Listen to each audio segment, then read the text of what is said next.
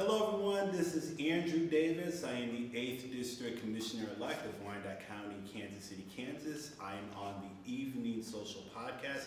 Make sure you subscribe and watch. Thank you.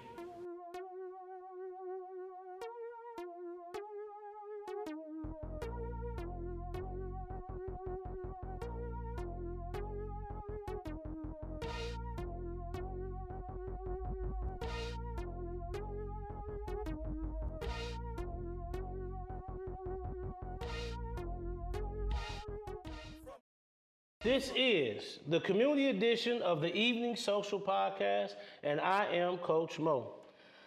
Tonight's episode is brought to you in part by the top 100 out of 101 pizzas in the nation. Wilson's Pizza and Grill off of 1801 Quindaro Boulevard in KCK, named the best pizza in KC. The Jenna Club's vision is to build a community of individuals with an entrepreneurial mindset that are economically independent, operating in harmony.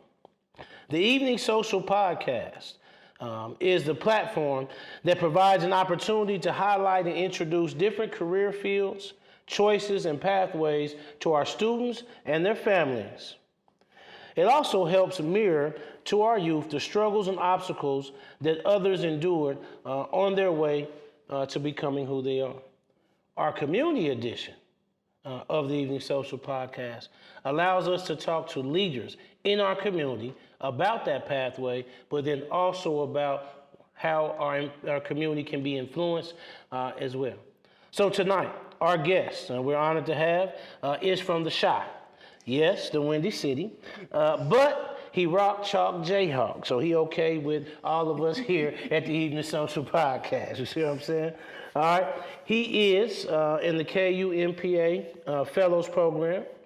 He was or is a, and I may say this name incorrectly, but let me do this and then I won't say it. Oh, and then turn the lights on. He is a Richard Chesney, Bob and Linda Livingston Fellow, and KACM Scholarship recipient. He's a recipient of the Morgan Taylor Scholarship, was part of the Mentors of Color of program, was a tutor for TRIO. Yes, this is a very important role that plays a huge part in countless college students' success. I know, I was a part of ACE TRIO myself, okay? And he was a judge for young KCK entrepreneurs. We have the Unified Government of Wyandotte County 8th District Commissioner, Mr. Andrew Davis.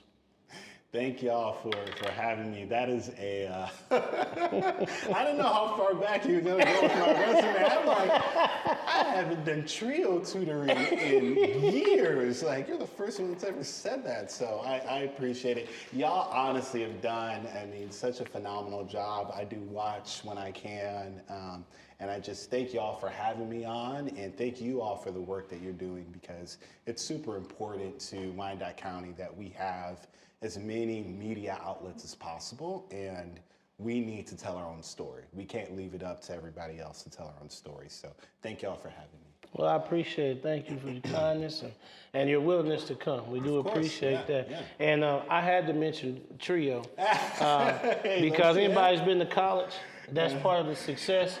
Either way, either you being a tutor and you know what I'm saying, you're earning some money for that, or you're needing that assistance and you're getting that tutorship. And in my experience, those tutors really, you know what I'm saying, push and help get through. So that is an integral part. So I had to make sure that was brought up. That's great. That's great. KU, that program is huge, especially for students of color and students that are lower SES. And so it was an honor to be able to make some money and really help students. So Good. We are pleased and excited to have you here at the lovely Kinship Cafe at 719 North 6th Street, also in Wyandotte County. Tonight's community edition episode is entitled "Change Can't Wait." Great. Yeah, I switched it up on you. That's why he's like, huh? I switched it up. Change can't wait. I appreciate that. All right. That's what tonight's episode is entitled. Yeah. All right. Still holding with the part of the definition of the word Jenna. Jenna is an Ethiopian Aramaic word. And part of that definition means speaking truth to power. That's what we're going to do tonight. Some people call it hard conversations, but we just call it real conversations. And sometimes it's hard because we're talking about the past and different experiences, so emotions come up. And then sometimes we talk about honesty. And so that's what that is. But this conversation is not for us. This conversation is for those who come before us, those who come after us. So we're going to honor the ones that helped us get here, and then we're going to teach the ones that are coming behind us. All right? Okay. So in this conversation, I got to start with this. What is your profession? What is my profession? I do a lot of things currently. So I am a full-time student at the University of Kansas. I'm finishing up my master's degree in public administration. The particular program that I'm in is in local government management. And so that's kind of the connecting point to me deciding to run for office. Along with that, we have to have a kind of a full-time internship. And so a part of that is my work with harvesters. I currently work there through AmeriCorps. I'm sure we all are familiar with harvesters, but the big part that I do is just community engagement with volunteers and setting up food drives and what have you. And so, and then now, of course, as commissioner-elect and soon to be commissioner, I'll be representing, the great folks of the 8th District. So. Okay. Love it. So, are you married? Yes, okay. I am married. Okay. Do you have children? No children. No children. Yes. Okay. Do you want children? Yeah, at some point. At some point. Yeah, it's. I think that is for me and Andrea. I think it really comes down to the right time, and kids are expensive, and they're a lot. They are expensive, and they are, and so we're just trying to enjoy being, married and being young. We actually celebrate our 3rd anniversary, coming up tomorrow. Not tomorrow, but in December 30th, and so we're excited for that, and really just thankful to the Lord for a great marriage, and so good, fortunate. Good. Well, I always ask that, man, just because some of our guests, our lookers, our audience, our youth, and sometimes our youth see adults or people who are in successful positions, and they don't realize that they're human. So we want to humanize. People say, see, you have families, you have a life outside of the other things, that you are human. So that's why we absolutely. And I'll say this, to every person that runs for office that is married or that has, familial support or kids, I mean, it's not just me that's on the ballot, it's really your whole family. And so I quite literally would not, be able to do the stuff that I do without, Andrea. And so very, very fortunate. Okay. Andrea's a good person. She is. Good person. Yeah. Okay, so I'm gonna dive in and take me a bite of this Wilson's pizza. I'll do that quick. with you. I'll do that with you. And we're gonna move into one of my favorite segments. Now, this segment is the fun questions. Okay. Icebreaker segment. It's brought to you by Drip Ultra Pure Water. I got David Jordan. This is also another Wyandotte County based product. Yeah. I like this. Oh man, I'm telling you, it's spring water. Okay. So we just had him on an episode a while back, and he's telling us how he grew up, and now I understand why he got spring water. Yeah. You want me to get my that for hands you? are too lotiony. See, he got me putting my hands on here with no lotion. I see it. It's okay. Appreciate it. Okay. It's good. We definitely want you to taste that spring water. Yeah. So this fun question segment is brought to you by Drip Ultra Pure Water. Sure. Yeah. So let's dive on into it. Bears versus Chiefs. Who you picking? Do I need to remind you that you here in Wyandotte County, brother? You know what I'm just saying? Bears versus Chiefs. Who you picking? So here's how I see it. All right. If that were to ever happen, I would just I wouldn't go anywhere. I would just in my own home. I would be happy with whoever won. I grew up watching the Bears, the Devin Hester, iconic, 06 going to the Super Bowl.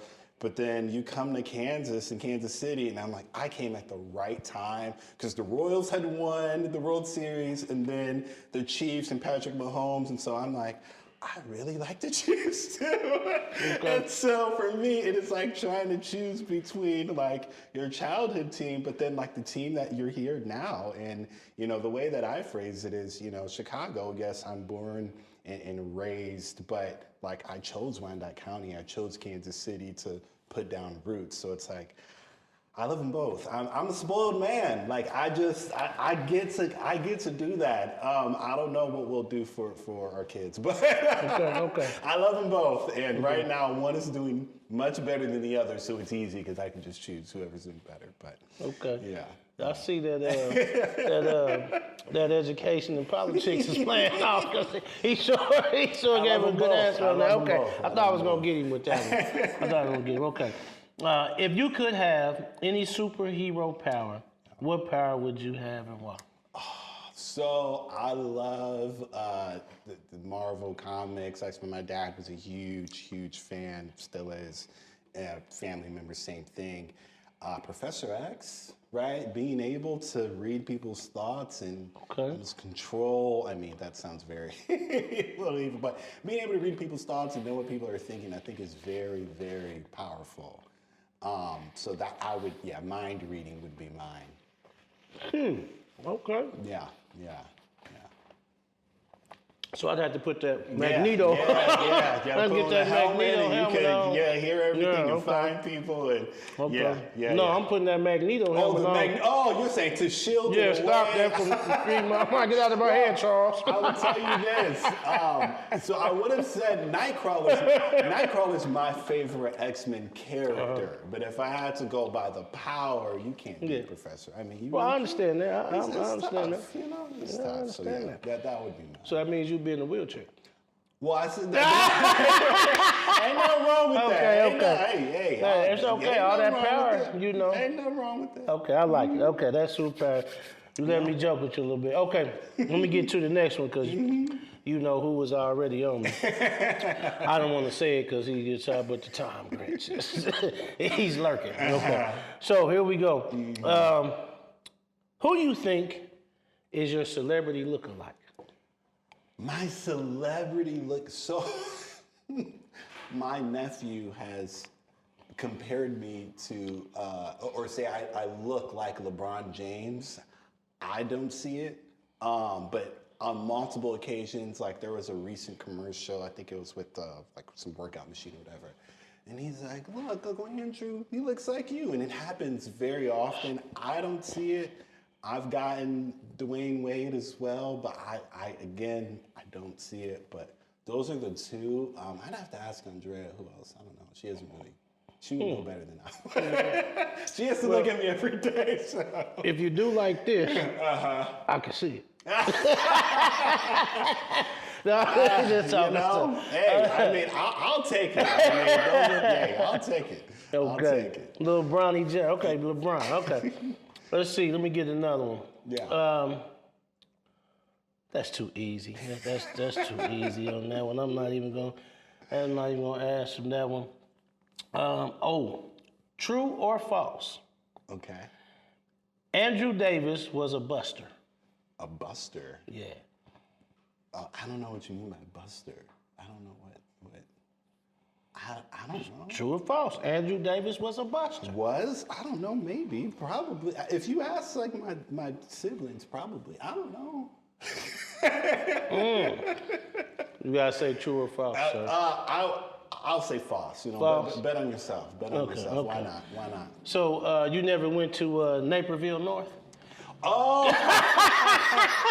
Well, no. I did. I went 2 years. Yeah. So Andrew Davis was a buster. Because that's the name of the mascot, brother. The mascot. That's the name of the mascot. The mascot is actually the Huskies. The name of the mascot is Buster. Okay. Well. Okay. See, you didn't think I was going to. Yeah, okay, see, listen. okay. The Tom Grinch do real good information digging. He does, he gets to it. This is bringing me back to a while, but yes. Okay, we had to throw that one. That would be true if Yeah.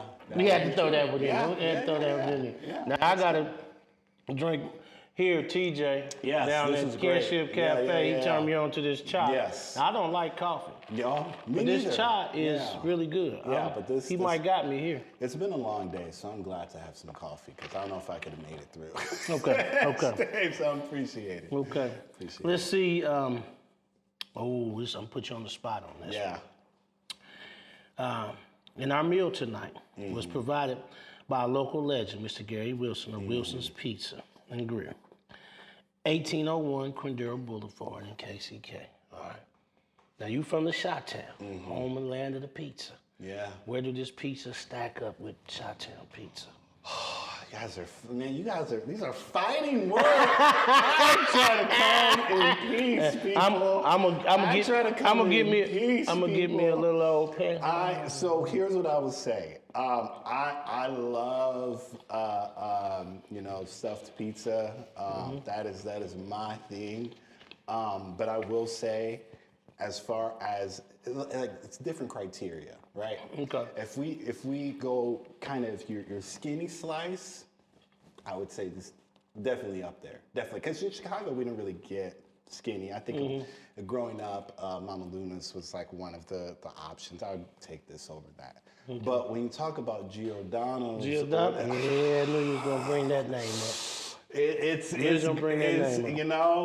we were actually that was back home. We were visiting my side of the family for Thanksgiving, and we went to the Bulls game, and they had Giordano's. I was like, every time just try to get it, when you can. So it's different though. You can't compare the two because they're different types of pizza. Boy, Theo, he is a types of politician. He is Different a types. You politician, man. can't compare the That two. KU education is paying off, man. Okay. We just having fun, man. I just had to put you on fun, get you to. No, that's There you great. I go. love Okay. it. I love it. Now, this is a question. Yeah. Have you ever dropped something on the floor, then picked it up and ate it? Oh yeah. I mean, Okay, he told us. We just checking, just checking. I believe, depending upon what it is. I was hoping you was getting that Jim Carrey. In the 5-second rule.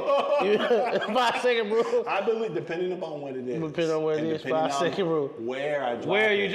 Okay. That's the other thing. Okay. Where you drop it? Not all the dirt is the same, So Okay. All right. So dirt on that side of the street different than dirt on this side of the street.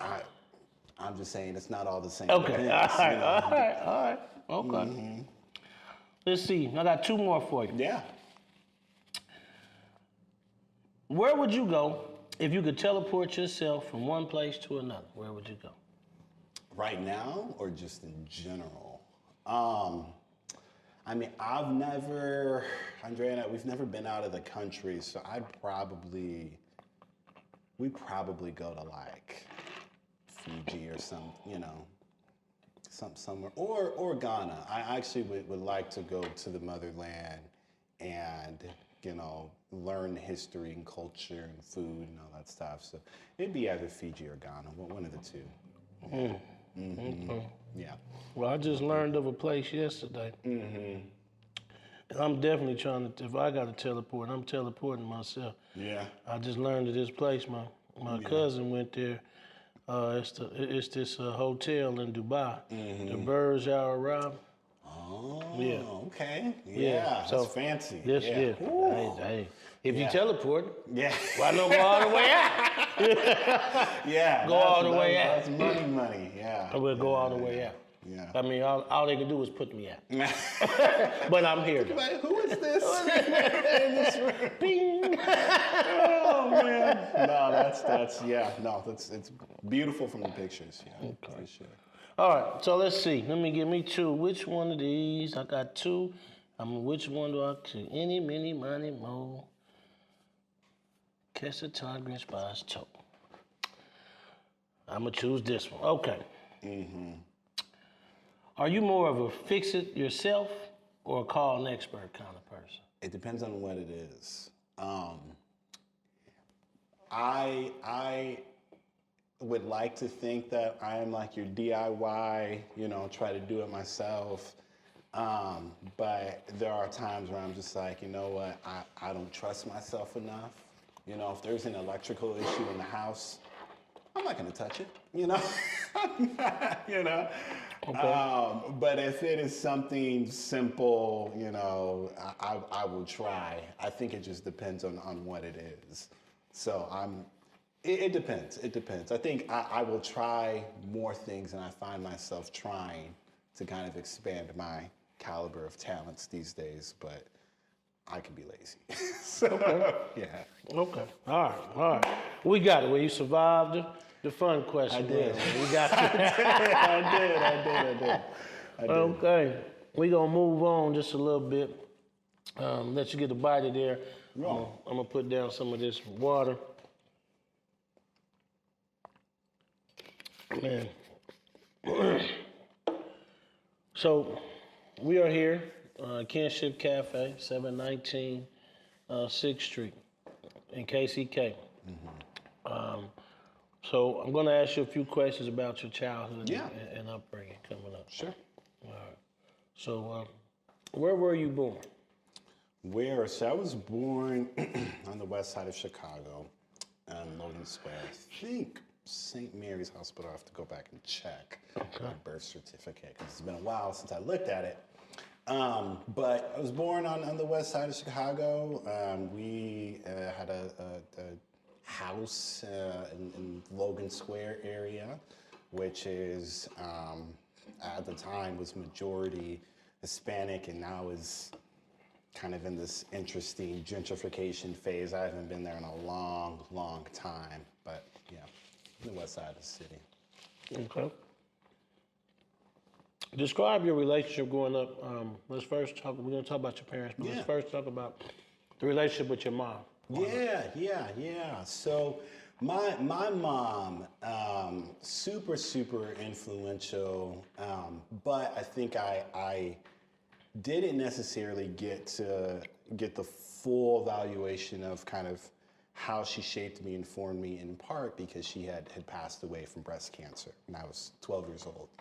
And so at a very young age, I had to really grow up very fast, and there was a part of me that almost felt like, you know, I didn't get all of those moments and times because kind of other background. There were 7 of us growing up.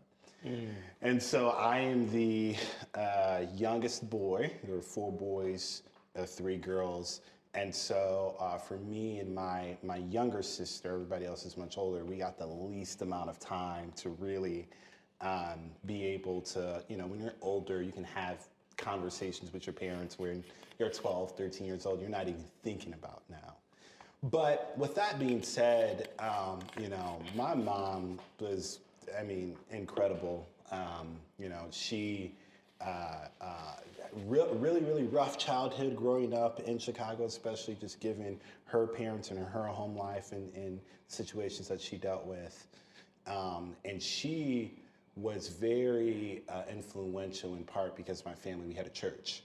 And so ministry was huge. And I think a part of my passion for public service and really helping people comes in part seeing my mom, you know, really invest in her community and really take on a lot of the other kids and making sure that we had a childhood that was fun and that we had good Christmases and that we had a lot of these other things that, you know, for a lot of kids, especially here in the dot, you know, may not have. And so she definitely played an influential role, you know, continues to play an influential role in my life. Okay, thank you.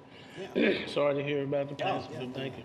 So now let's talk about the relationship with your father. Yeah. So my father, a lot of people say I look like him. Okay. It's your parents, and you can't be like, no, like you got 2 people. You got 2 people. But no, I think so. You know, my dad is a very interesting man.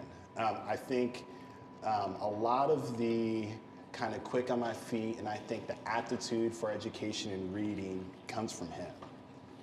He was the one that had all the books, and I'm like, oh, all these books and everything else. And now it's like I find myself reading, and I find myself doing a lot of the things that he had done. And so him and my stepmom, they live out in Southern California. And so when we get a chance, we try to go and visit and say hello and all that stuff. When I let my dad know that, the election and the results and that, I was running, he was very supportive. And I'm very, very fortunate. Okay. So can we describe your relationship with your siblings? You said there was 7, correct? 7 of us total. 7 total. So you got 6 siblings. Yeah, okay. it runs the gamut with that many people in your family. I think for some siblings, especially ones that are much older, you don't have as much contact, or you kind of drift away with life. But there are the majority of my siblings. We try to get together for holidays and for occasions. Just to make sure that we stay connected, especially with me being here in Kansas City, being rooted here. Everything becomes much and much harder as you get older because you don't live in the same household. And so we try to make an effort to check in with one another, see how we're doing, and supporting each other in the different endeavors that we take on.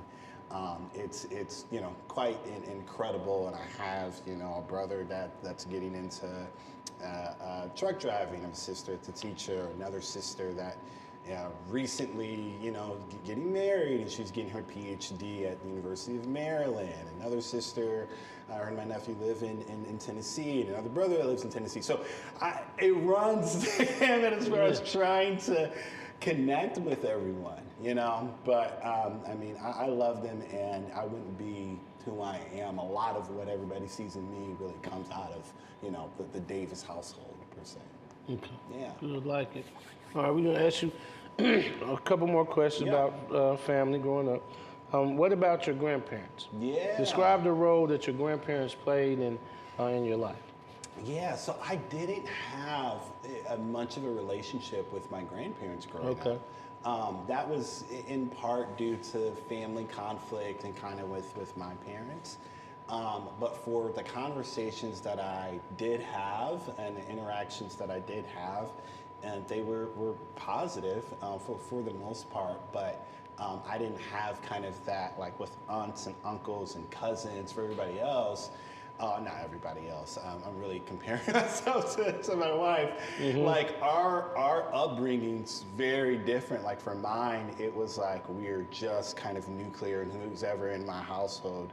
And for hers, it's very extended out. And so it's the best of both worlds that we now get to experience. But I didn't have much of a relationship there growing up. Okay. Well, I always like to explain some of the reasons why I'm asking, and I'm asking not to bring up any emotions. No. But I'm asking because one of our number one pillars, I say this all the time because it is our number one pillar. It is our staple in the Jenna Club, which is relationship building and networking. Yeah. And so we want to, our listeners, our young ones, to understand the different networks that people have. Everyone doesn't have the traditional, what it traditionally looks like, but that doesn't mean you don't have a network. You don't find a network to go. Yeah. And then also for them to understand that there are situations that they're going through that other people have been through, similar things, similar time.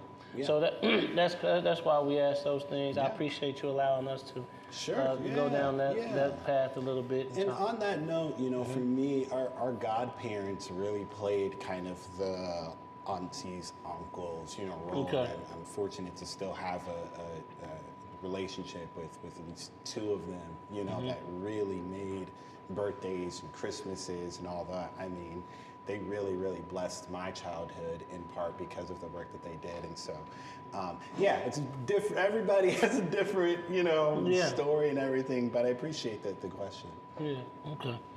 So let's talk about, as we move into schools. Yeah. I'm going to talk in the schools. Once again, man, we at Kinship Cafe, he really got me on this chart. It's good. He really might have got me hooked on this. It's good, yeah. It's good stuff.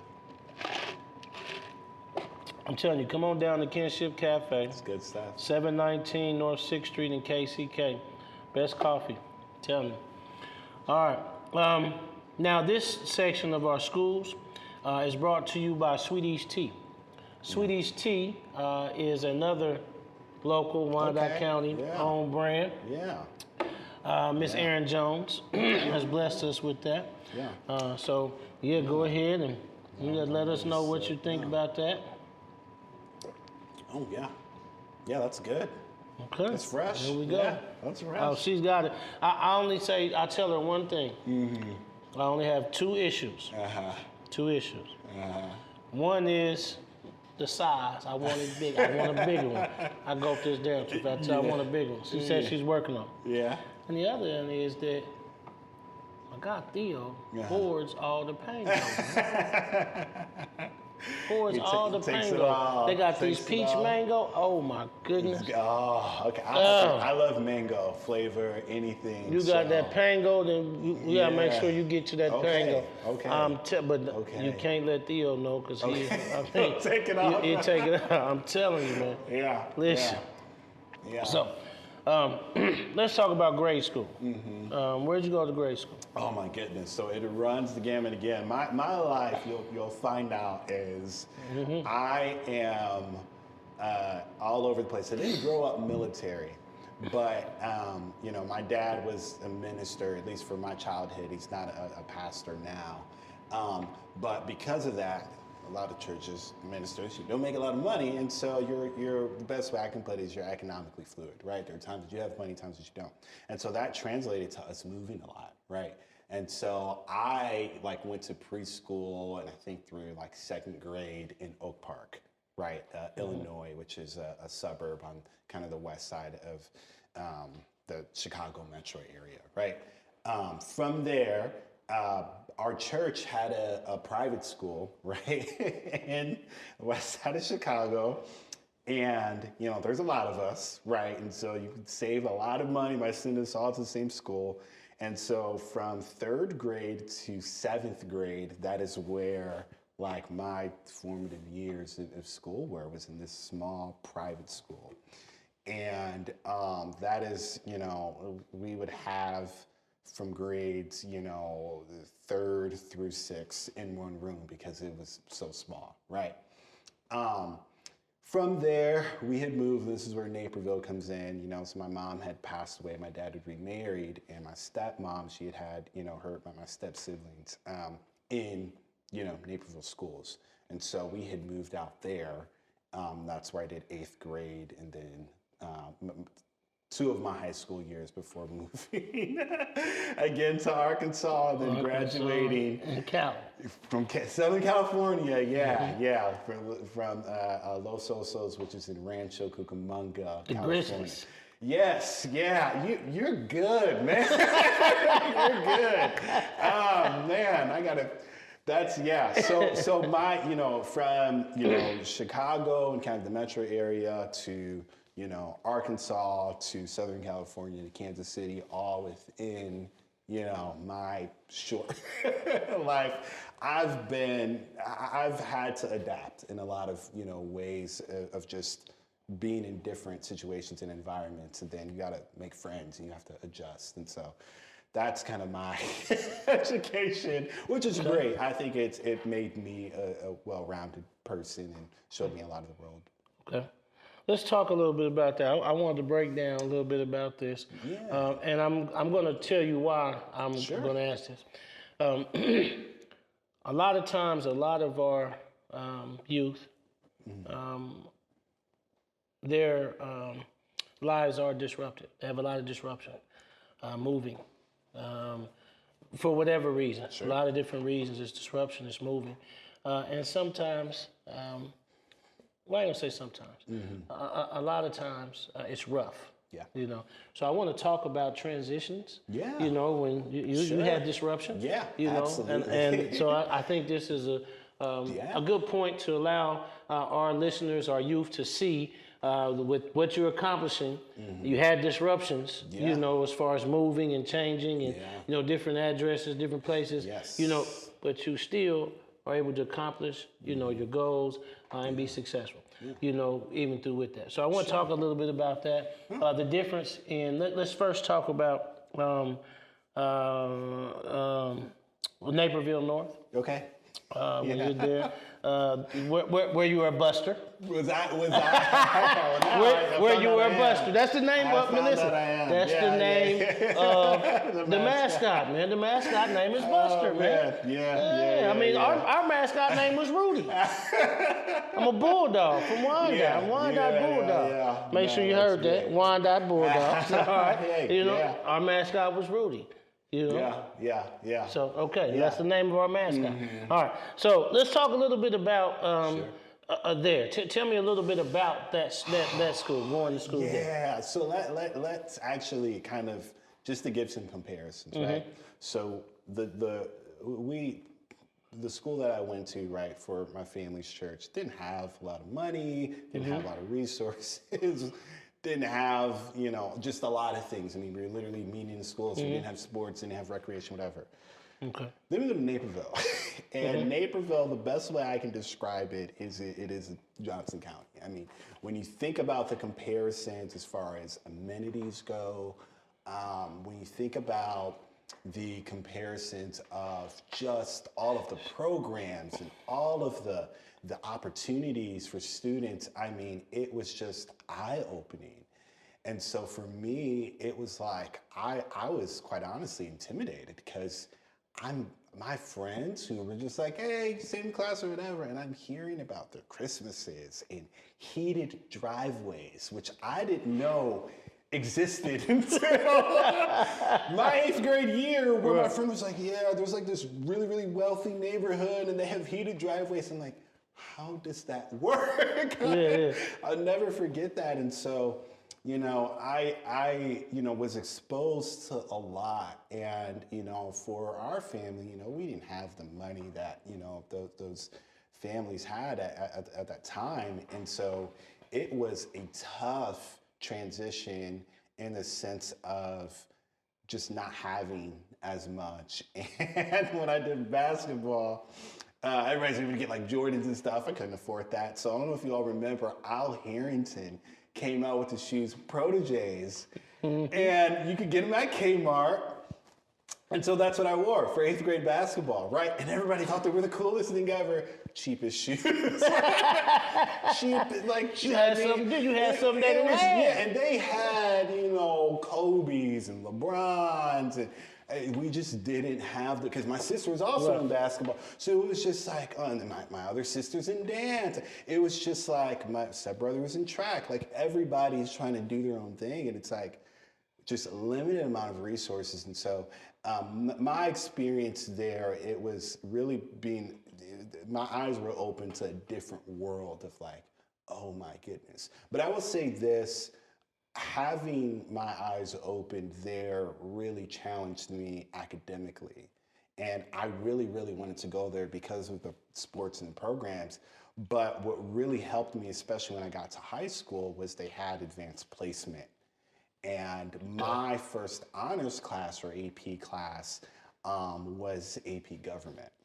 And what sparked kind of my interest in government was I had taken the class, and there was the first honors class I had taken, and I got like an A or whatever in the class, but you also get to take this test, and if you do really, really well, you can get college credit.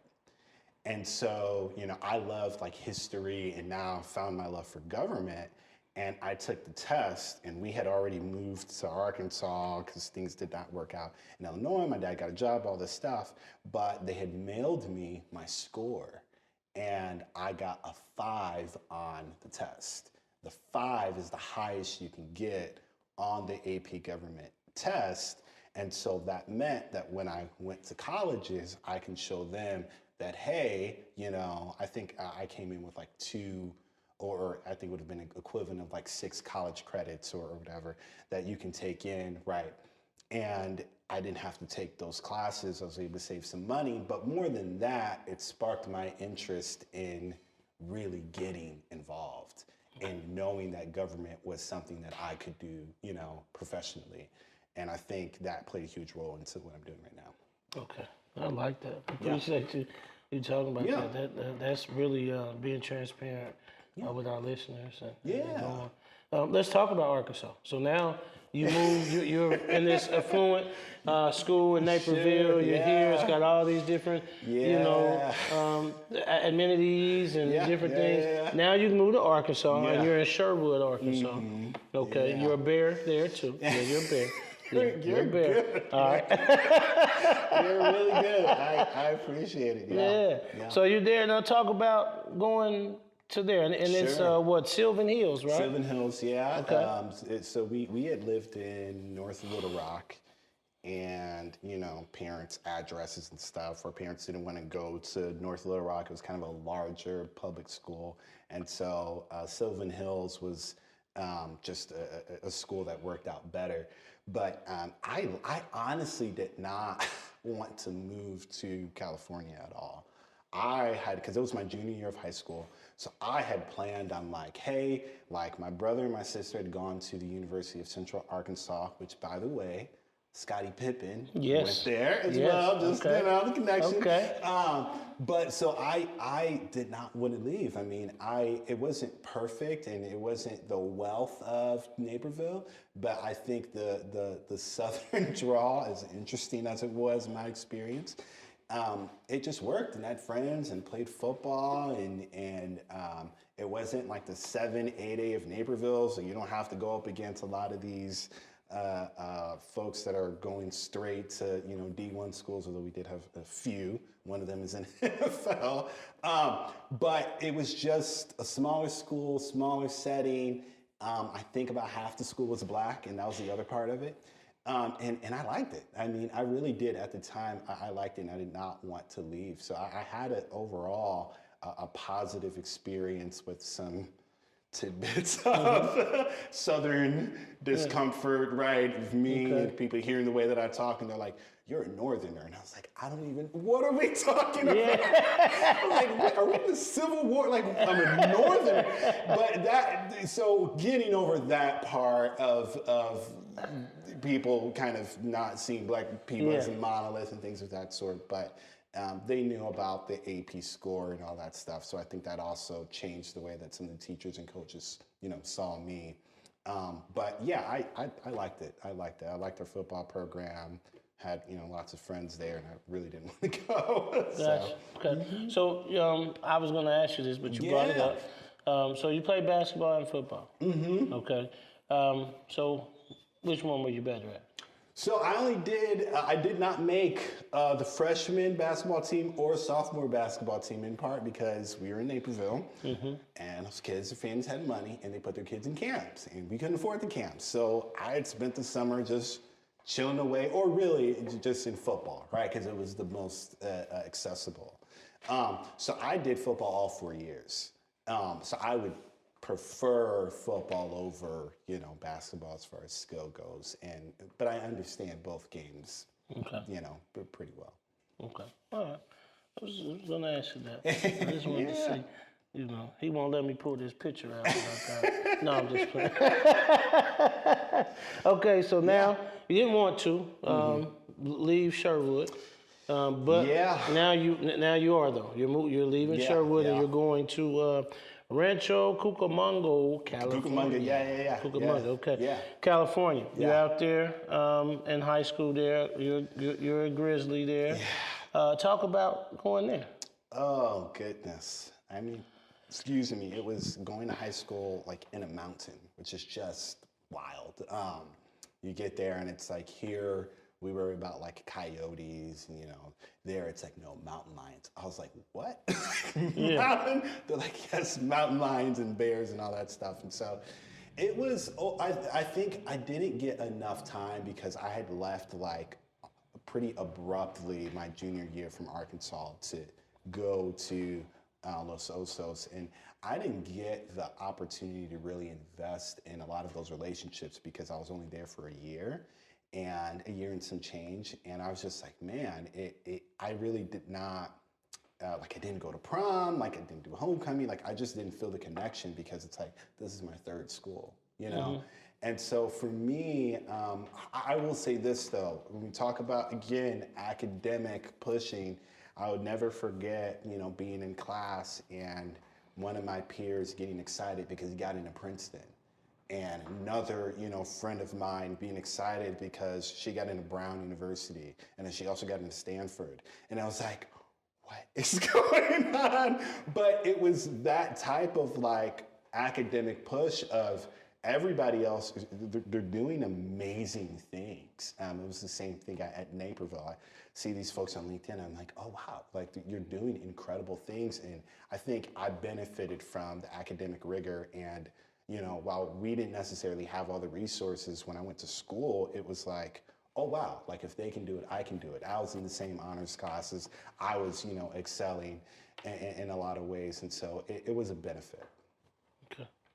All right. I appreciate that. Yeah. Appreciate you talking about that. Yeah. I'm going to ask you a couple more questions, then we're going to move to college. Yeah. One question I'm going to ask you is, do you have any, like say a most influential teacher or adult or something that you can think from any of those periods that you think really kind of maybe have molded you? Do you have one of those or not?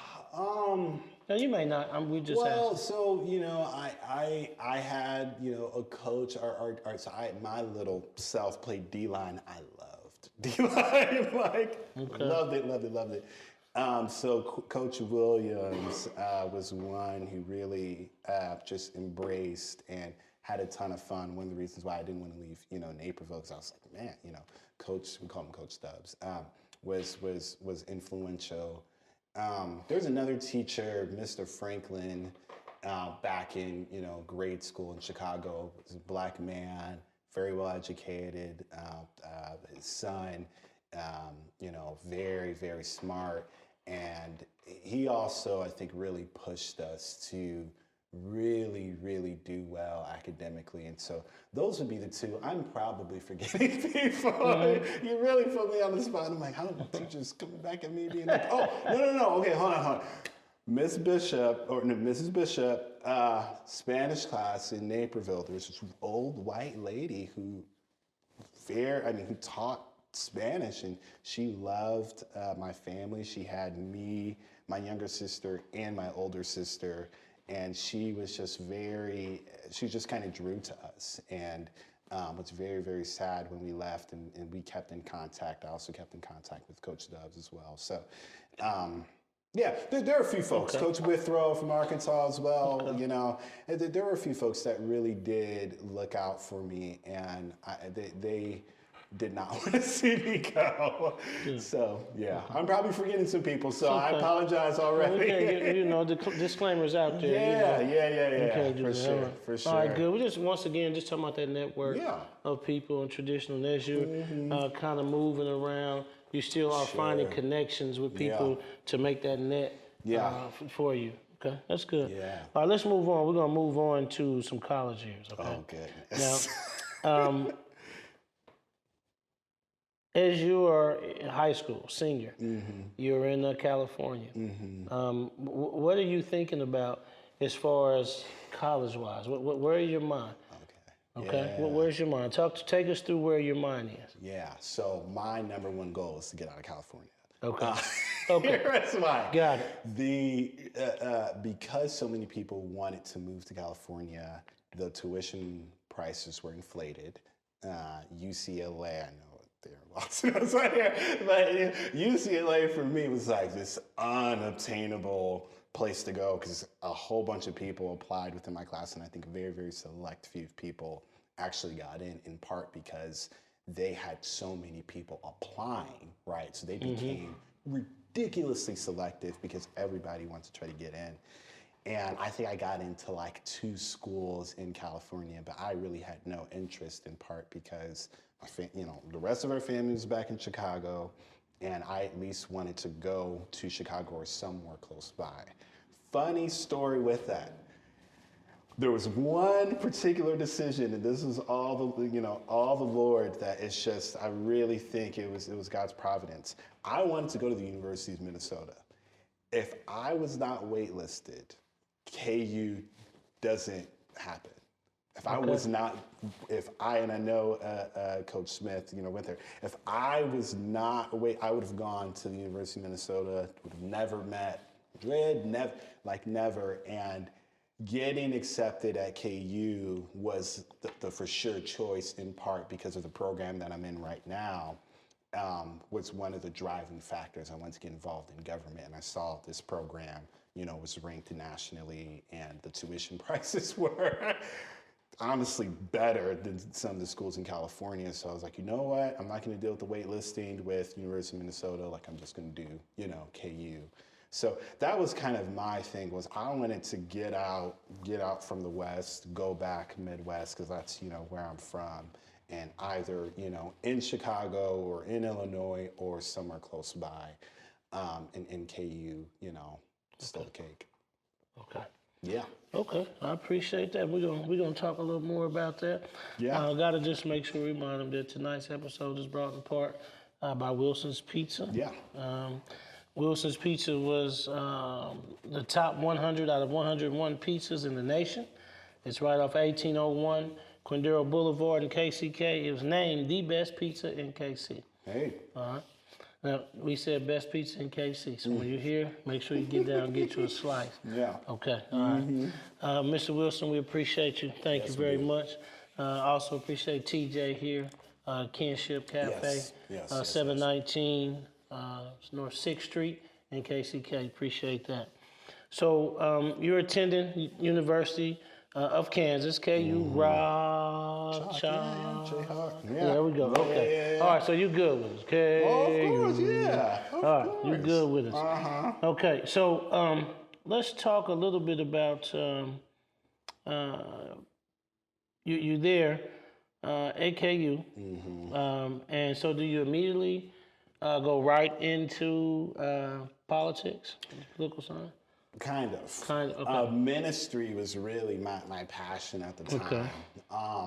But I will tell you, and this is just good for our listeners, there was a lot of losing at KU that I think really prepared me to do what I've done in the election in November. So my freshman year... You said a lot of losing. A lot of losing. A lot of losing. Yes. At KU, okay. A lot of losing. So okay, let's talk about I this. tried to, my freshman year, there were some open seats. I think they have freshman elections, all that stuff, and I tried to apply or whatever, and me, dude, from California, Chicago, all these other, this mixed, background, and I did not. I put in my application, whatever, and they're like, yeah, I didn't interview. Like, okay, we'll let you know if you get it, and if not, don't worry about it. Didn't get it. So, and then from there, I had ran, my sophomore year for Student Senate, and then my junior year, I ran as vice president with a good friend of mine who is an original Dot, Chancellor Adams, and he had ran as president, and I had ran as his, VP. Not the original plan, but we did it and got 600 votes, got absolutely destroyed, did not know what we were doing, but it was one of the best teaching moments of my life because it really taught, if you want to get, if you're serious about winning, you have to be organized, right? And you have to have a plan. You can't just do it. And you have to start early, right? I know we'll talk about all that stuff, but a lot of those lessons were really, really ingrained there. So, yeah. Okay. Yeah. Okay. So, I'm trying to see how I ask this question. Yeah. Okay. So your major is political science and religious studies. All right, and then your minor is African American studies. Yes. Right. Okay. So when you come in as a freshman, is that do you already know that this is what your major and minor are going to be, or did that change when you got into school for a while? Yeah. So poli-sci for sure. Okay. When I found out, in order for me to graduate, I needed more credits because it was just a kind of a general bachelor's degree. That's when I threw on religious studies. Okay. And then when I found out I could do more, I was actually going to triple major if I could. Thank God I did not, because I would not have graduated on when I did. then I went, and paired it with African American studies. So it started with poli-sci and then religious studies and then AAAS. Yeah. The reason I ask that is because sometimes I want our listeners to understand that sometimes things change, or sometimes when you go with a plan, sometimes you have to revamp the plan, and that's part of life. It's not just, that doesn't mean, the end of the world or nothing. It just means that, hey, that's life. Life, it throws on other things. It takes different turns, and then sometimes it causes you to, hey, now, I need to grab this too. I need to get this too, to finish where I wanted to go. Absolutely. So that's why I was trying to get to that part. Absolutely. And that's accurate. Yeah. Okay. Yeah. So you're there at KU. You've run for a few offices there. And let me get to this. Let's talk about just real quick. I got to touch this because it was a huge part of my life, and I know it plays a huge part in a lot of college student success. The trio, tutoring as a trio. Yeah. So talk just a little bit. So how did you get into tutoring? So with KU, they have, job fairs for students all the time. And I needed money. I was not like a lot of these, other kids that had their parents sending them money consistently, and that just wasn't my, reality. And so I knew if I wanted to get things and if I wanted to be able to travel back home and all that stuff, like you wouldn't have your own stuff. And so I needed a job, and so I started working at KU Endowment, and so I haven't gotten them yet, but these calls, right, about supporting the school and stuff, I was one of them, and at the time, you get anything, you think you're making good money, and I was like, oh, I'm making really good money, right? It was like $200 every 2 weeks, right? And then Trio had come up in part because of the flexibility. So I had met I think she was the director or program coordinator at the time. And she had, kind of walked me through the process of what it would be. And it was like, I didn't even think about like I didn't find out about the history about Trio until actually working there. And then I was like, oh, wow.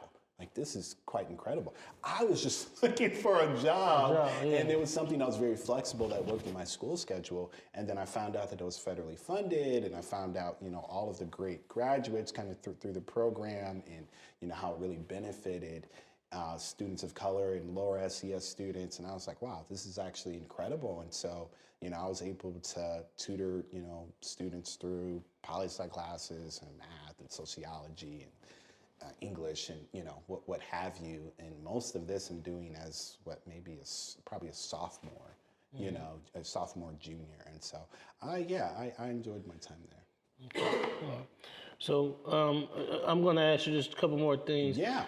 Talk about your time with the Mentors of Color program. Yeah. So the Mentors of Color program was something that I had found out about through the BSU there at KU. And for those who don't know BSU. Yeah, the Black Student Union. Okay, there we go. And I had gone to a meeting, this is like my freshman year, and the director of the program, she was with Lawrence Public Schools. And she had, I don't know if it was her. No, there was somebody that was already on BSU that was already doing the program, and they, talked about it, and I told them I wanted to get involved. And so for the betterment of a year and a half, I don't have a car, by the way. I'm walking from my dorm to the elementary school 2-3 times a week to, spend an hour mentoring kids, but Black boys in particular, and they're second and third grade. And that was a great experience for me because, again, I don't have all of the language. Like I don't think I even declared my minor in African American Studies at that point, so I'm not aware of a lot of the culture and the history and systemic racism, all that stuff. But I just want to, give back to the community, and so,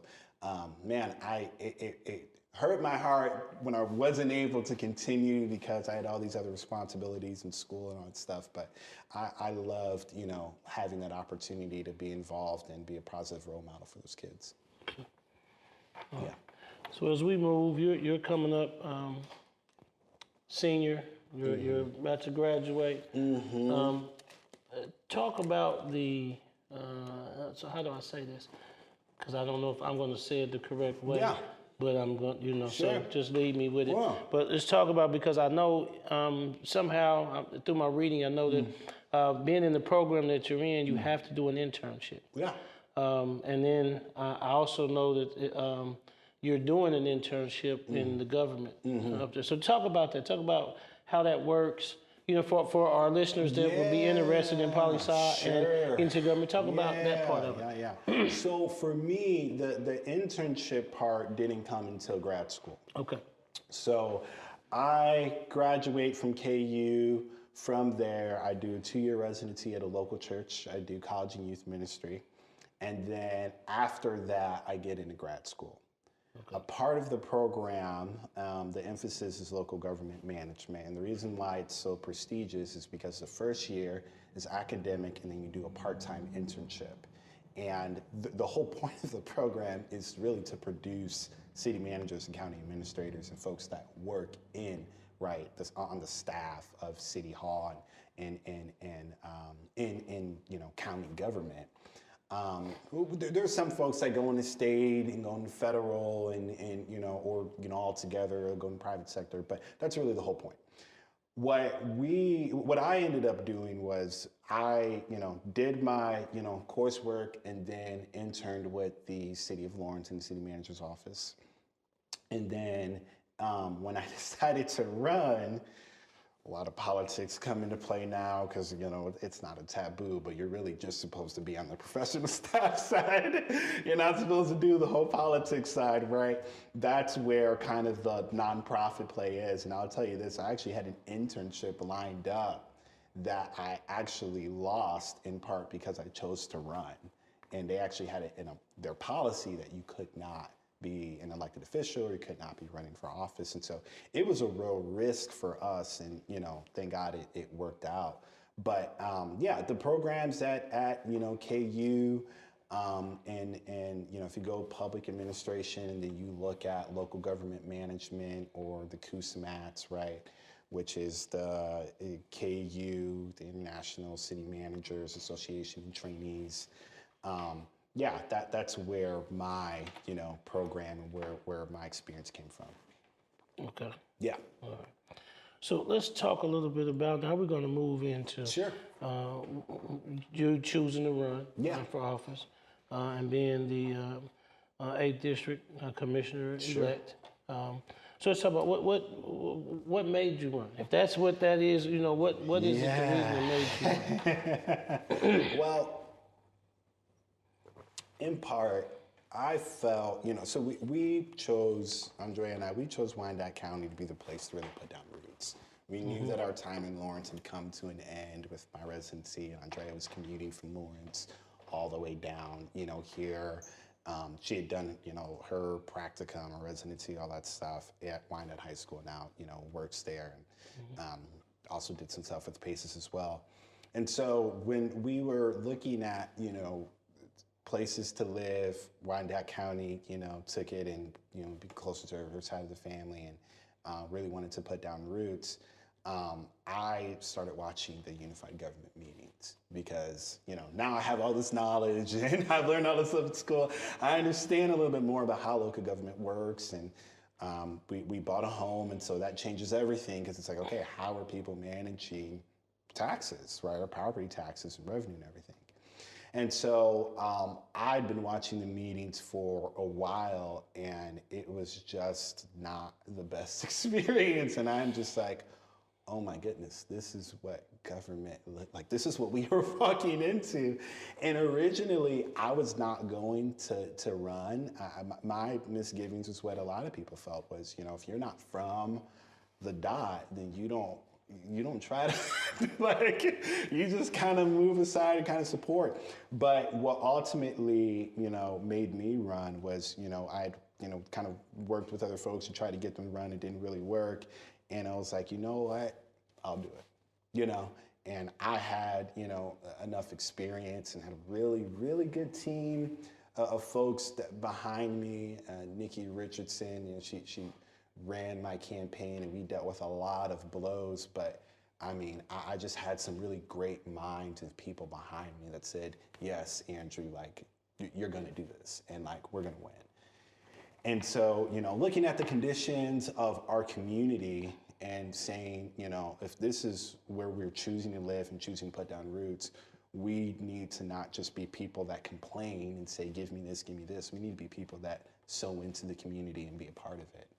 And so that ultimately was what kind of drove me to run. And the other part is this, studying public administration, local government, you get to see what other cities are doing, and you get exposed to how they run their cities and what programs and all this innovation and things that people are doing. And then for Wyandotte County, it's like, why aren't we doing more? That ultimately was like, okay, I'll go ahead and run. Okay. Yeah. All right. So I read your quote about you wanting to bring more innovation, transparency, and equity to unified government to improve the quality of life for everyone. That's a phrase me and my brother use all the time, the quality of life, And that's a phrase that I'm working for the school district that, I talk to the students about all the time is that, hey, it's about improving the quality of life for you and your family. So how do you plan to do that? How do you plan to do that? Yeah, well, a big part of it is it has a lot of things. There are a lot of components, right? So on one hand, amenities.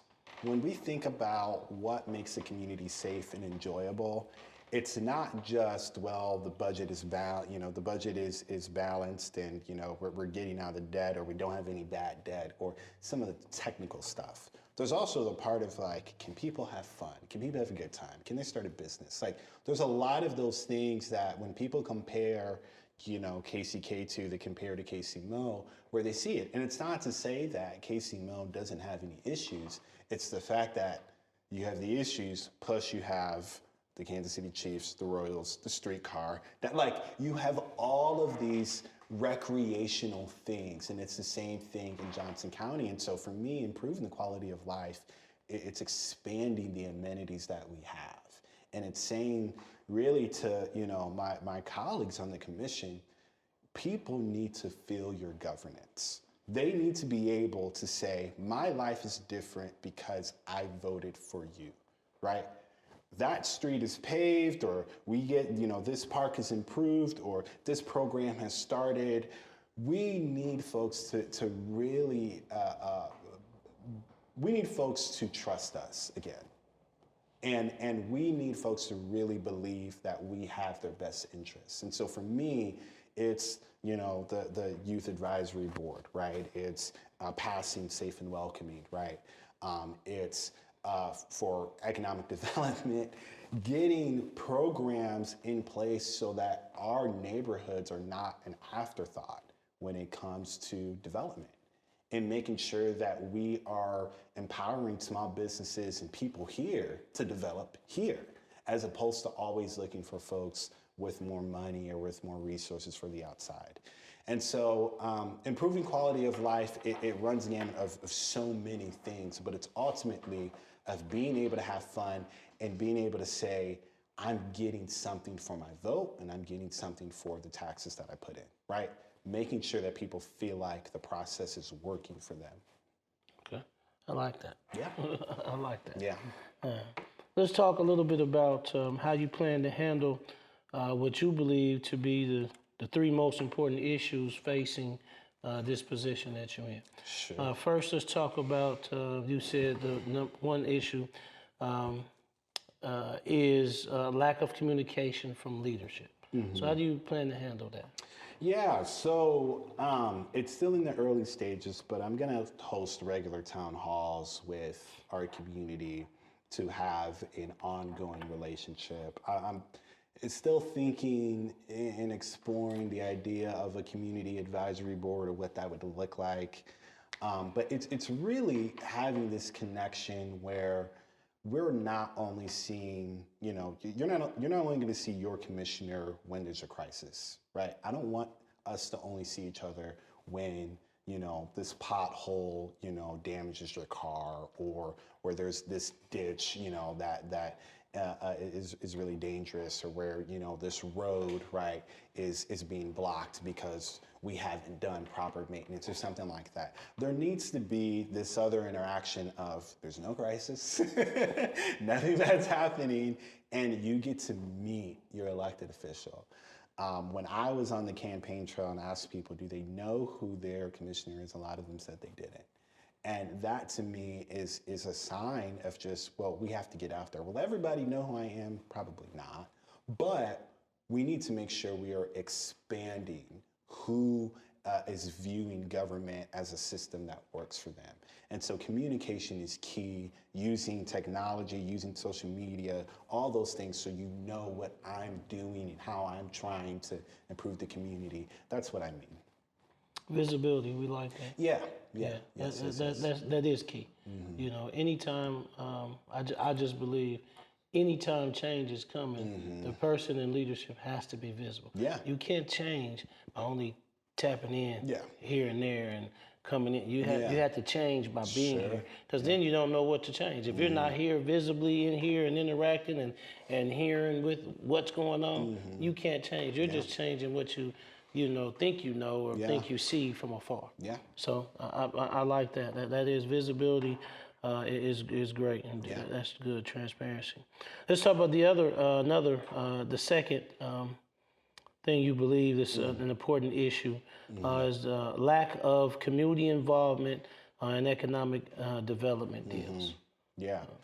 Yeah, well, this really came from me observing, our land bank meetings and some of the commission meetings where these, developments come in, and on Facebook, people are like, oh, I don't like this, or they're not paying taxes or whatever.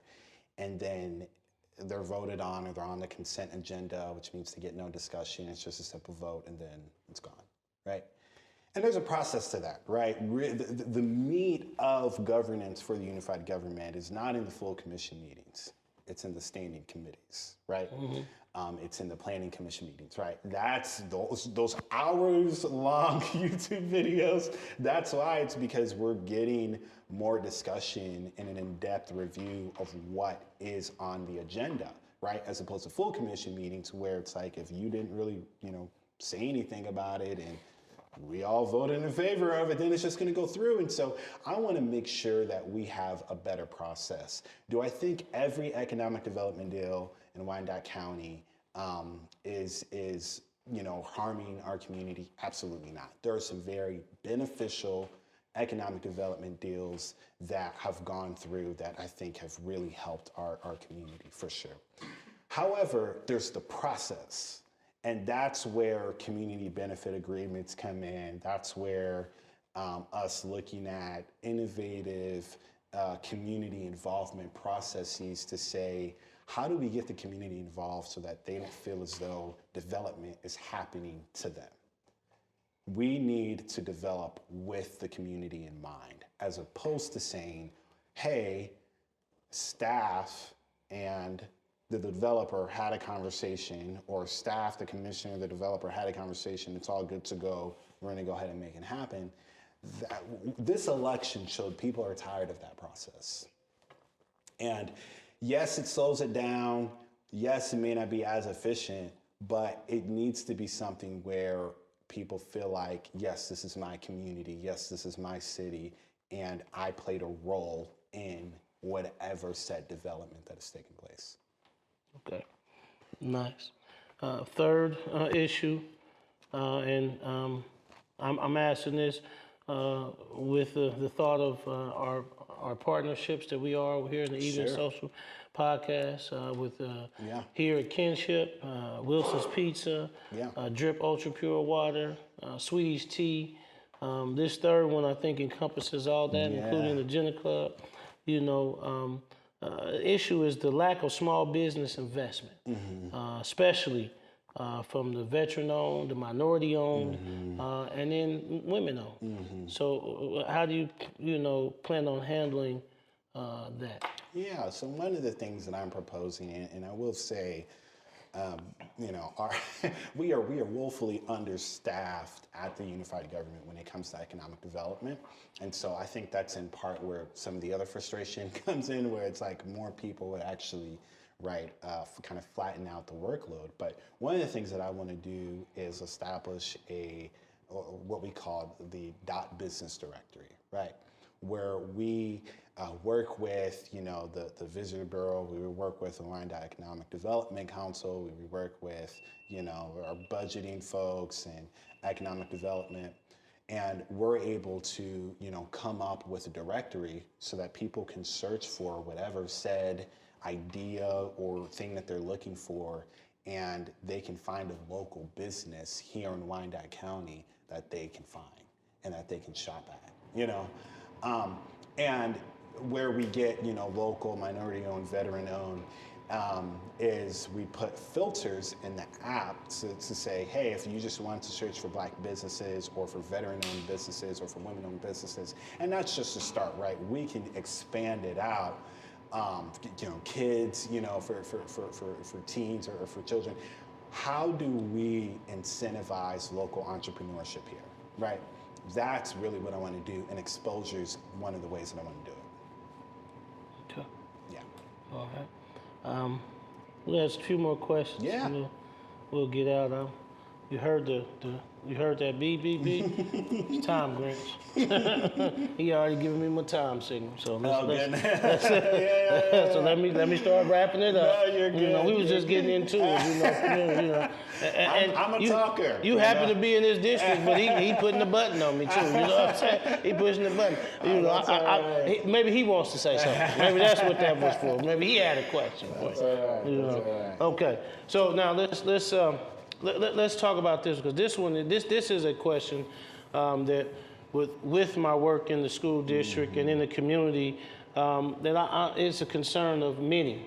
Sure. And it's how do you plan to help get people, services, and supports into the community? People who need the supports. Yeah. So let's look at our families. Most of them are impoverished. Sure. A lot of them have transportation issues.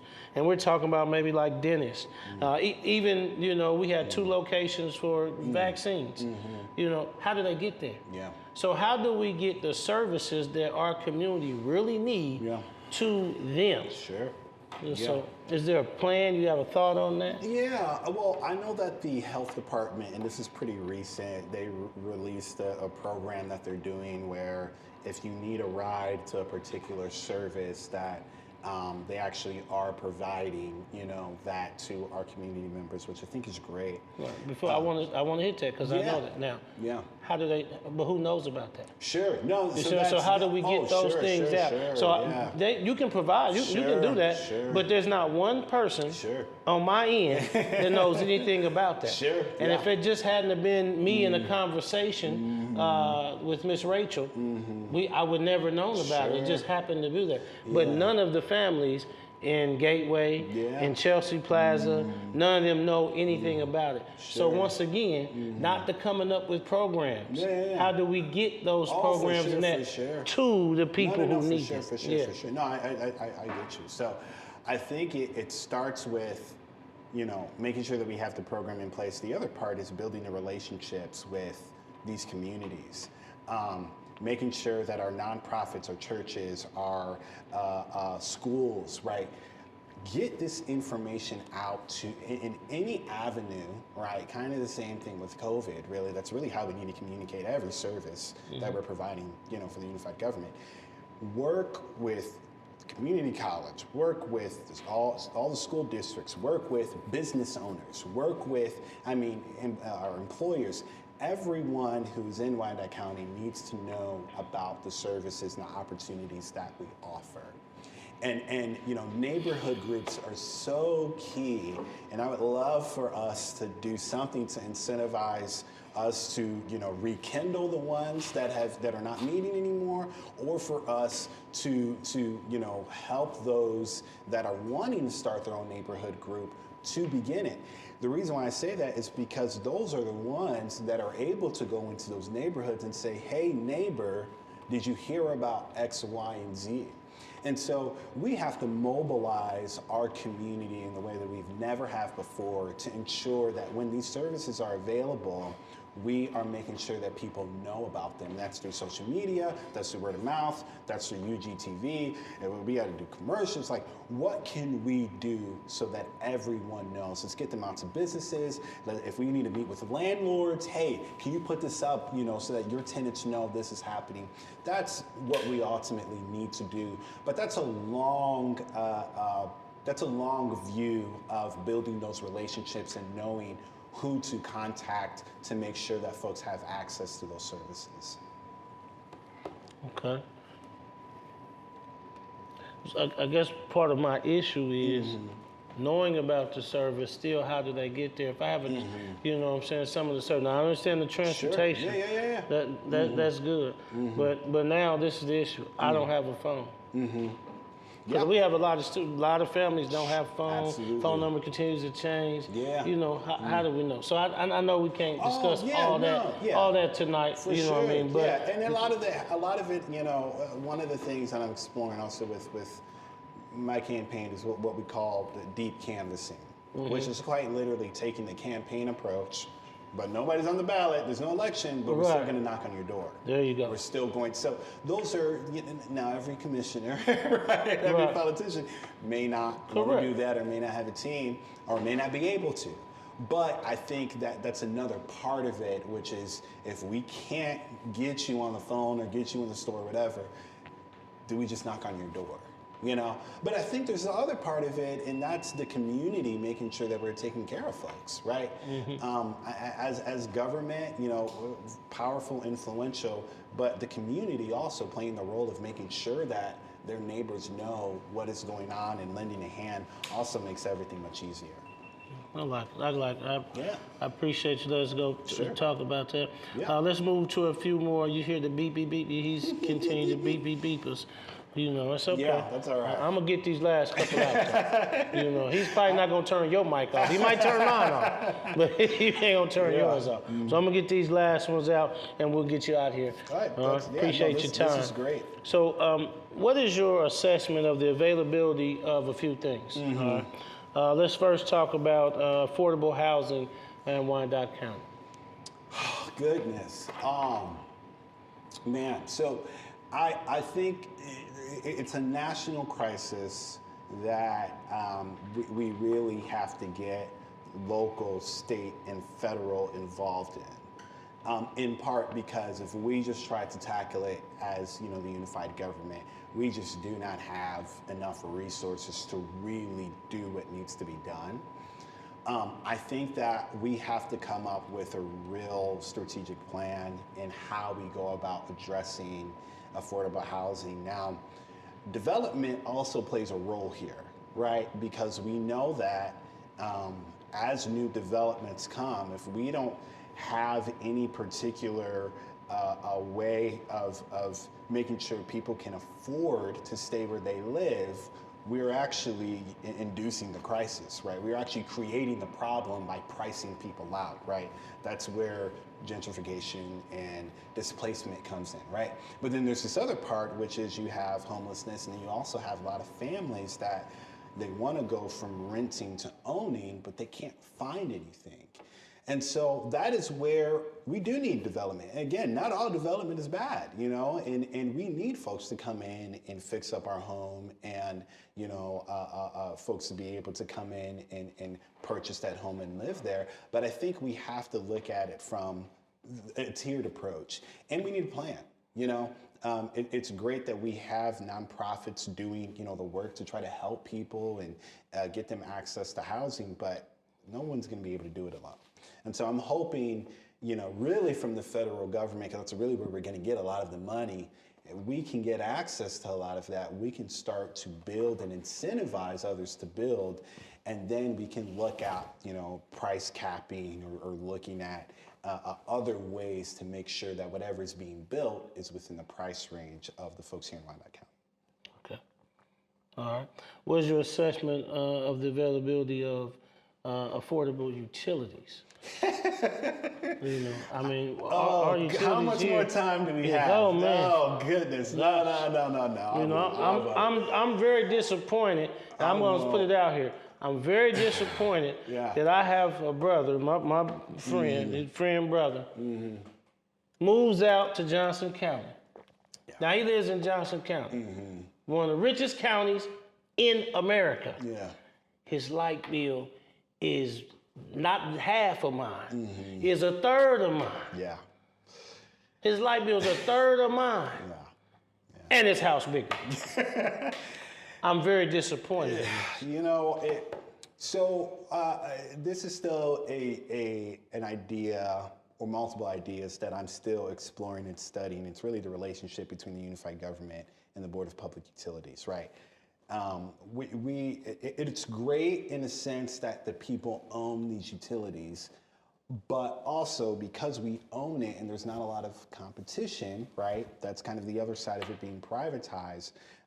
We really become the ones that kind of set the rates, and we kind of set, what people are going to pay.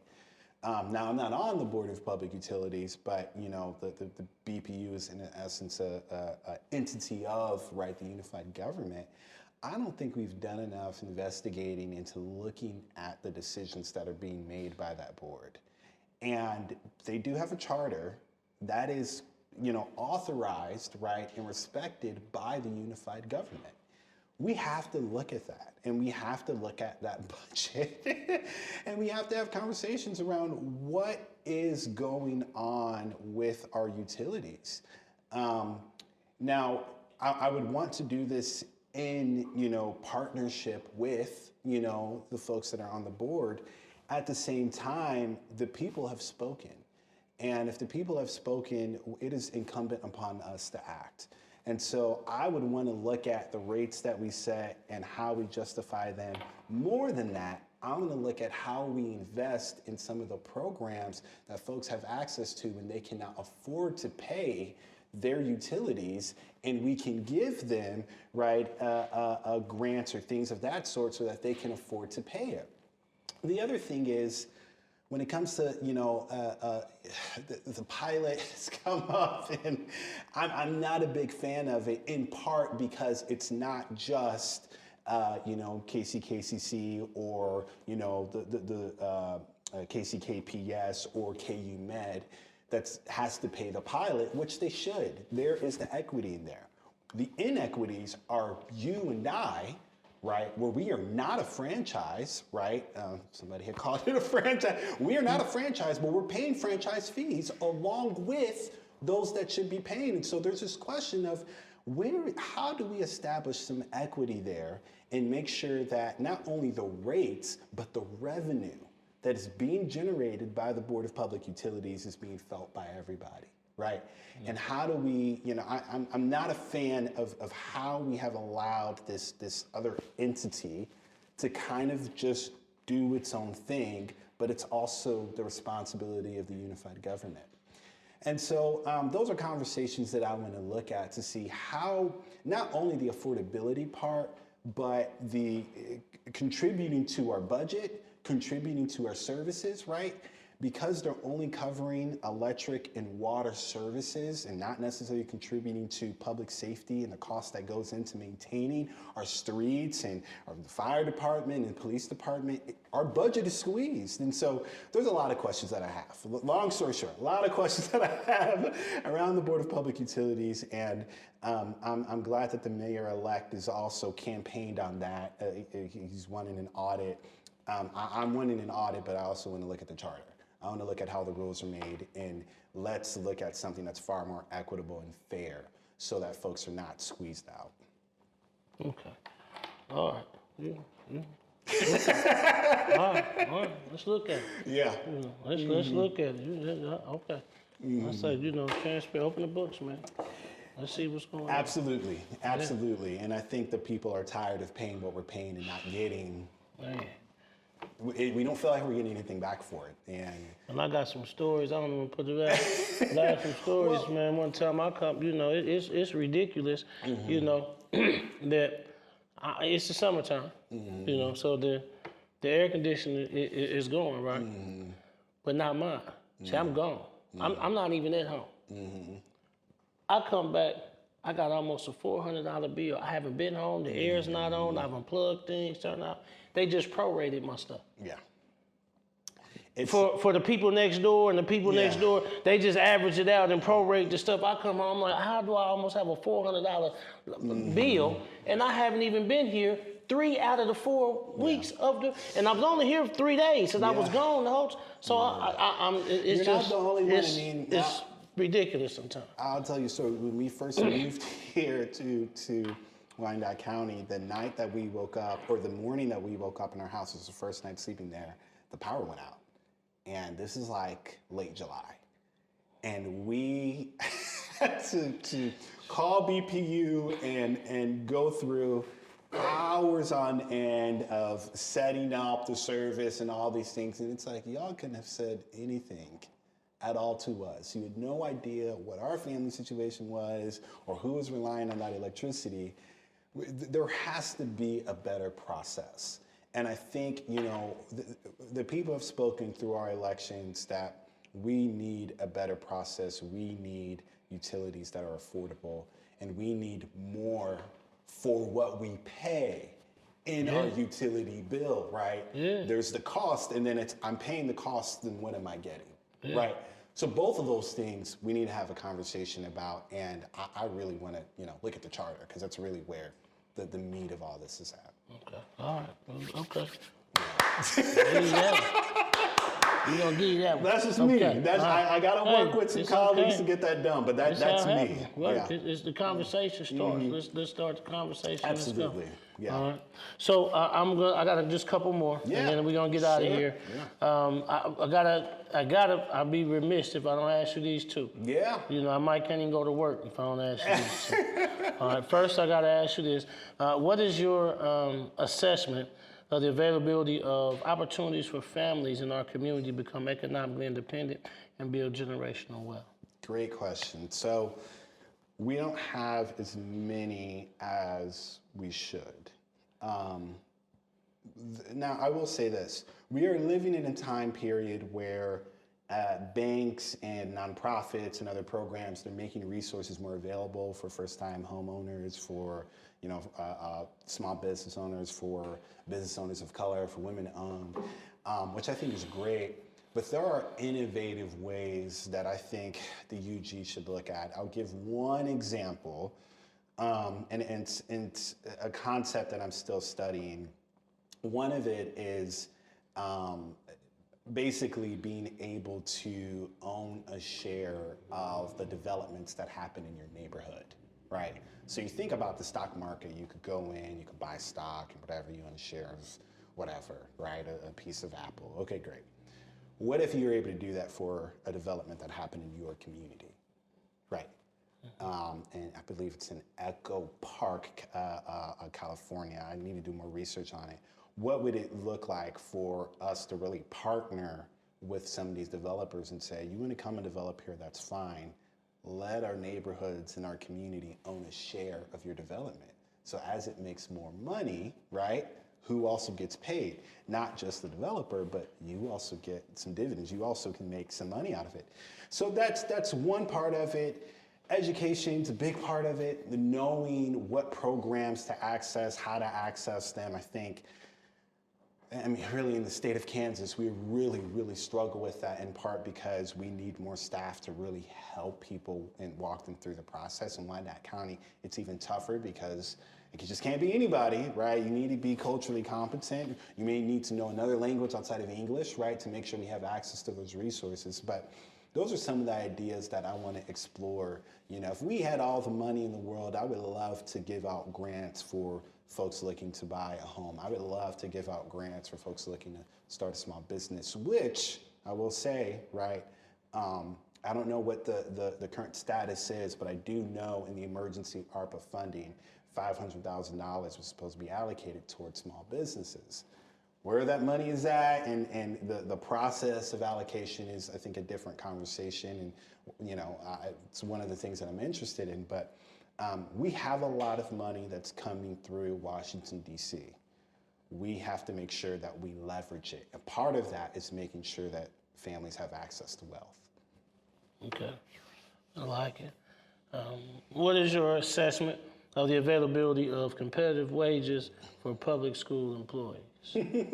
I couldn't go back to school on that. Oh, goodness. Well, They know I'm talking this segment. I said I got to ask it. I want to go back to work too. Yeah, no, you're good. Well, I'm not on the school board, so I don't get to make those particular decisions on, the negotiations. And I believe there was a raise. I'm not sure on some of the staff at school, but our teachers are not paid enough. Our coaches are not paid enough. Our counselors and social workers are not paid enough, especially here in Wyandotte County, given all of the challenges, right, that folks deal with. And so, I think we have to find a way to make sure that folks feel as though for all the work that they're doing, they do have access to, a livable wage, and beyond a livable wage, a wage that really honors their work. If we're not able to do that, what are some of the other things that we can do to show our teachers and to show our educators that we appreciate them, and that comes with maybe having access to certain resources, that comes with holidays, that comes with whatever other quality of life that we can add. What does it look like? Does it look like childcare? I don't know. Those are some of the things that we really have to ask, but I'm totally with you that we have to do more, Again, not on the school board. I'm Turner, Bonner, 5-0 for KCKPS, but this is a national conversation that I hope the federal government steps in and says, we got to do something. Do something. Paid leave, do more grants, giving out more money to our school districts so that they can pay their teachers more. We got to do something. So I'm with you there. You're not going to get any calls from me. Just had to ask, because there's it's some differences, man. I mean, it's I'm trying to weigh my words carefully. Sure, it's a situation because when you can go, 15 miles, and it's just across the water, and there's a difference of $7,000 to $10,000, sure. In a position.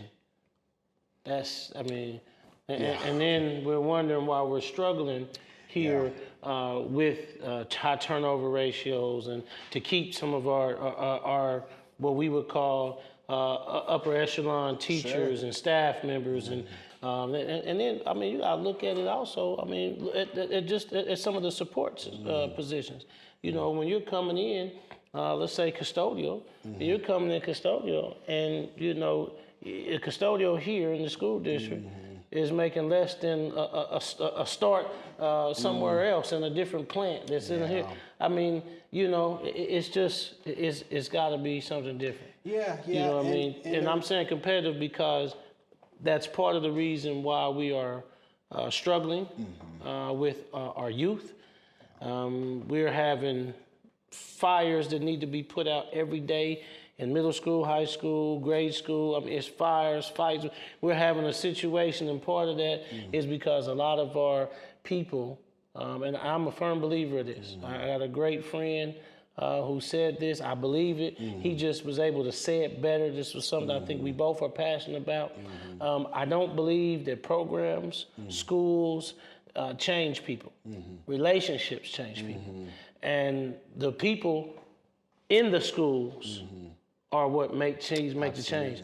So when we're losing those people who had a grip on the relationships, had a grip on the relationships in the community, had a grip on the relationships in the schools, and we're losing those because they still have to be able, not just man, I'm gonna just say it. You here and you going paycheck to paycheck, but you can move across the water, and not only can you pay your bills, but now you can start accumulating wealth. You can start saving. You can start doing more things. Now you can get some more things for your children and for yourself. And now you have the ability to go not only buy a house, but you can add on to the house. You can fix it up. You can do.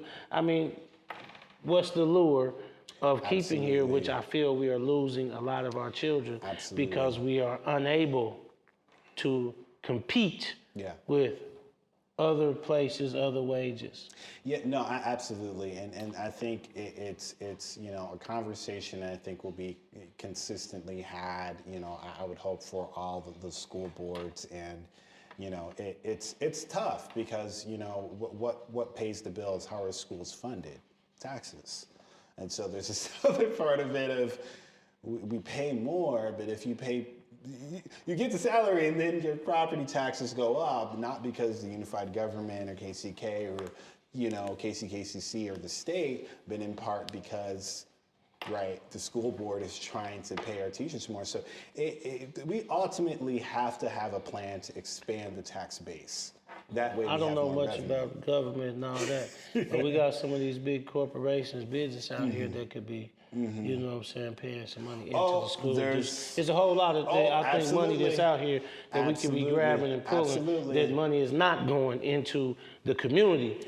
That is feeding the community and pushing the community and being able to take care of the community. And I think that goes back to the community benefit agreements when these folks want the tax abatements and things, to not only look at what we get from the unified government side, but to look at what's going to whatever respective school, and saying, okay, well, you may not be paying us, but you're going to pay them, and then following up and having those accountability conversations with the school board and saying, hey, what does the budget look like? Okay, do we have some more money? Okay, what can we do about these pay disparities? Because you're right. I mean, we can have the greatest facilities, we can have the greatest programs, but if those folks are not there, we're in trouble.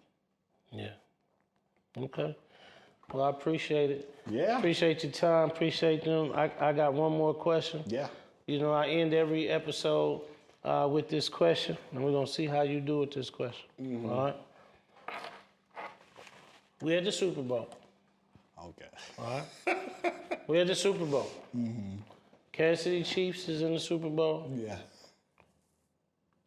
The Bears is in the Super Bowl. What shirt do you wear? No, I'm just playing. I'm not at the game. I'm just playing. Okay. I'm happy you with happy it. with it? I'm Okay, happy all right. with whoever Okay, that's wins. not the question. I was just joking with you. All right, but we are at the Super Bowl. Sure. Okay, we're at the Super Bowl. You're there, and they're call out a ticket. It's Andrew Davis. Come on down. All right, you have just won a 60-second commercial at halftime of the Super Bowl.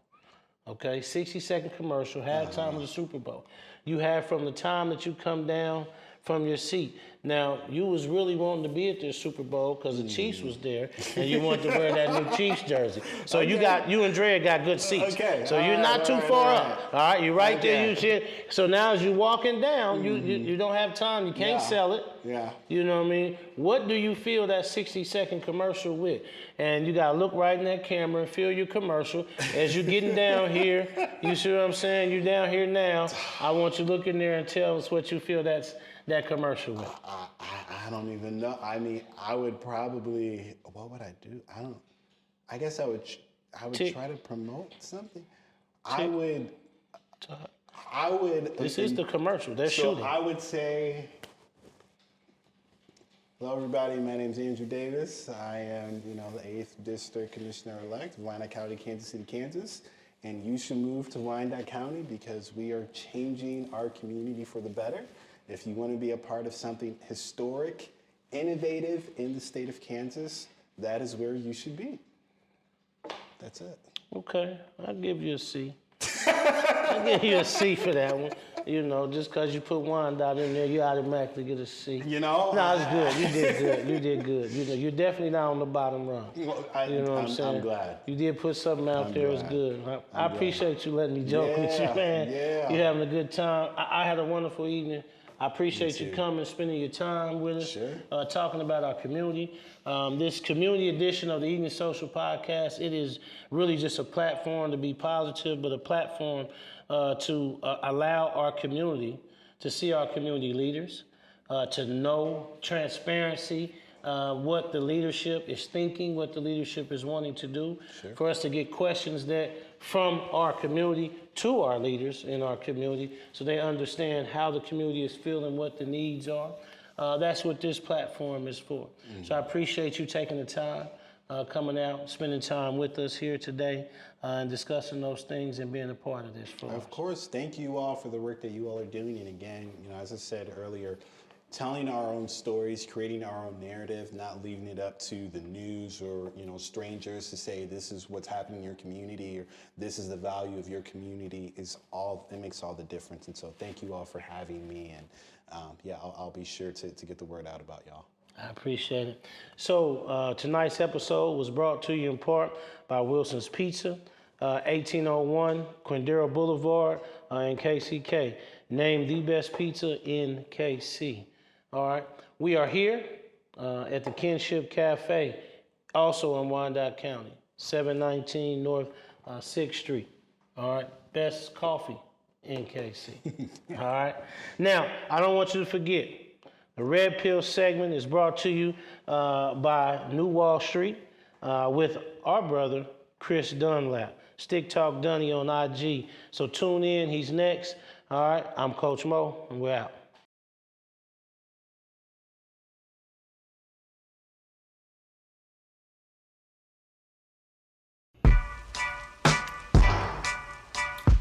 What's going on, my good people? For those of you who do not know me, my name is Chris Dunlap, and I'd like to welcome you and thank you for joining me on this episode of The Red Pill, where we give you financial tips to help you decode the matrix. All I offer is the truth, nothing more than the truth, and what you do with it is up to you. Today I want to talk about this thing called the power of 72. You may have heard of it, you may not have heard of it. So for those who have not heard of the power of 72, the power of 72 is just a quick way for you to identify how often your money will double, your investments will double.